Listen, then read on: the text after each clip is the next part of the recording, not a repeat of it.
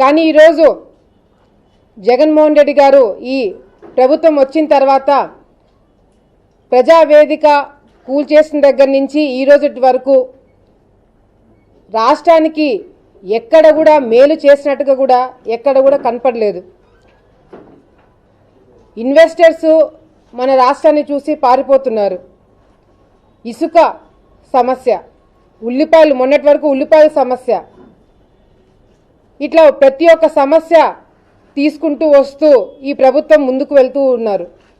కానీ ఈరోజు నిజంగంటే ఈ ప్రభుత్వంకి కేవలము కక్ష సాధించడానికి మాత్రమే అధికారంలోకి వచ్చాము, ప్రజా సమస్యలు తీర్చడానికి కాదని స్పష్టంగా వాళ్ళ నోటితో వాళ్ళే చెప్పడం జరిగింది.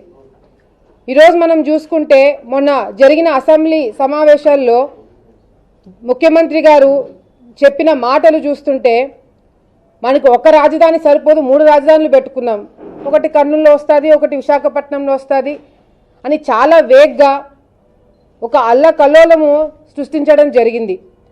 ఆ కమిటీ జిఎన్ రావు కమిటీ వేశారు.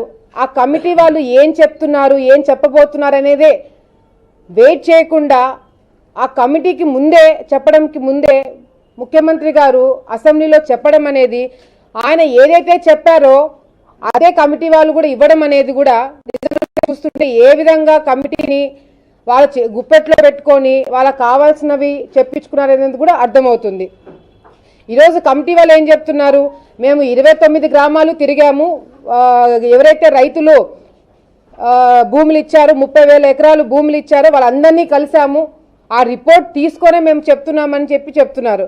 ఎందుకు ఎక్కడ కూడా మీడియాకి వాళ్ళు కలిసినట్టు కానీ మీటింగ్స్ పెట్టుకున్నట్టు కానీ గ్రామాలకు వెళ్తున్నట్టు కానీ ఒక మీటింగ్ పెట్టుకుని ఎందుకు వాళ్ళు చేయలేకపోయినారు? రైతులే ముందుకొచ్చి, ఆ ప్రాంత రైతులే ముందుకొచ్చి మమ్మల్ని కలవలేదు, మేము భూములు ఇచ్చినాము, అయినా కూడా మమ్మల్ని కలవకుండా ఈ విధంగా వీళ్ళు నిర్ణయాలు తీసుకోవడము మంచిది కాదని చెప్పి కూడా వాళ్ళు పోరాటాలు చేస్తున్నారు.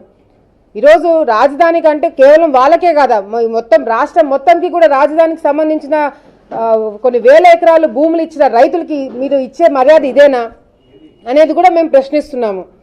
ఈరోజు చూసుకుంటే మూడు ప్రాంతాల దగ్గర రాజధాని పెడతాము అని చెప్పి అంటున్నారు. దానికి ఎగ్జాంపుల్ ఏంటి? సౌత్ ఆఫ్రికా అంట. ఏమన్నా అర్థం ఉందా? ముఖ్యమంత్రి గారు చదువుకున్నాము, మేము పెద్ద పెద్ద చదువులు చదువుకున్నాము, నేను ఫస్ట్ క్లాస్లో పాస్ అయినానని చెప్పి గొప్పలు చెప్పుకున్న ముఖ్యమంత్రి గారు సౌత్ ఆఫ్రికాను ఎగ్జాంపుల్గా తీసుకుంటారా? పోవర్టీ లైన్ కింద, బిలో పోవర్టీ లైన్ చూసుకుంటే మన దేశం ఇంకా చాలా ముందడుగులో ఉంది సౌత్ ఆఫ్రికా కన్నా. మన ముందు ఉన్న దేశాలతో మనం కంపీట్ చేస్తాము. యుఎస్ కానీ, యూకే కానీ, ఆస్ట్రేలియా కానీ ఇట్లాంటి దేశాలతో, చైనా, జపాన్తో మనం పోటీ పడాలని చూస్తామే కానీ వెనకబడిన దేశాలతో మనం పోటీ పడాలని చూస్తామా? దానిని ఎగ్జాంపుల్గా తీసుకుంటామా మనము? సౌత్ ఆఫ్రికాలో ఈరోజు ఆ ప్రెసిడెంట్ ఎవరైతే 2016లో ఆయనే ముందుకొచ్చి 3 రాజధానులు పెట్టడం వల్ల మాకు ఆర్థికంగా చాలా ఇబ్బంది కలుగుతుంది, మాకు బర్డెన్ పెరిగిపోతుంది, మాకు 3 రాజధానులు వద్దు, మేము తగ్గించుకుంటున్నామని చెప్పి అక్కడ సౌత్ ఆఫ్రికా ప్రెసిడెంట్ చెప్తుంటే ఇక్కడ మనం మాత్రం వాళ్ళని ఎగ్జాంపుల్గా తీసుకొని మనం 3 ప్రాంతాల్లో రాజధాని పెట్టాలంట. సరే 3 రాజధానులు పెడతామని అంటున్నారు, ఎక్కడెక్కడ? రాయలసీమకి హైకోర్టు అని చెప్తున్నారు. రాయలసీమ కర్నూలు జిల్లాలో హైకోర్టు మేము స్వాగతిస్తున్నాం, దాంట్లో ఎటువంటి డౌట్ లేదు. కానీ రేపు పొద్దున రాయలసీమ ప్రాంతంకి మీరు ఏం చేశారంటే మీకు హైకోర్టు ఇచ్చాం కదా అంటారు. హైకోర్టు ఇవ్వడం మాత్రమే ఈ రాయలసీమ ప్రాంతంలో ప్రజలకి న్యాయం చేసినట్టు అవుతుందా? రాయలసీమ ప్రాంతంకి కావాల్సింది ఏంది? నీళ్లు, ప్రాజెక్టులు, ఇండస్ట్రీలు, ఉద్యోగాలు, రైతు సమస్యలు. ఇవి మీరు మాట్లాడకుండా మేము హైకోర్టు ఇచ్చినామని చెప్పి మాట్లాడుతున్నారు. రేపో ఎల్లుండో క్యాబినెట్ మీటింగ్ ఉంది, ఈ జిల్లా మంత్రులు వెళ్ళి అడగగలుగుతారా?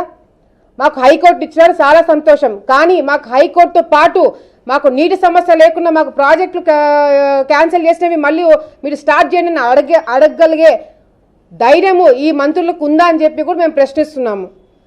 హైకోర్టు రావడం వల్ల ఎకానమీ పెరుగుతుందా? మన హైదరాబాద్లో హైకోర్టు ఉంది, కానీ హైకోర్టు అక్కడ ఆ ప్రాంతంలో రావడం వల్ల అక్కడ ఏమైనా ఇండస్ట్రీస్ వచ్చినాయా? అక్కడ ఏమైనా ఉద్యోగాలు క్రియేట్ అయినాయా? హైదరాబాద్ హైకోర్టుకు వెళ్తున్న దగ్గర రోడ్లు కూడా సరిగ్గా ఉండవు. మరి అటువంటిది మీరు రాయలసీమ ప్రాంతంలో మేము హైకోర్టు ఇచ్చామని చెప్తున్నారు, చాలా సంతోషం. హైకోర్టుతో పాటు మాకు ఇంకా కావాల్సినవి చాలా ఉన్నాయి. దాన్ని ఎవరెందుకు ప్రశ్నించట్లేదని చెప్పి కూడా మేము ఈరోజు అడుగుతున్నాము.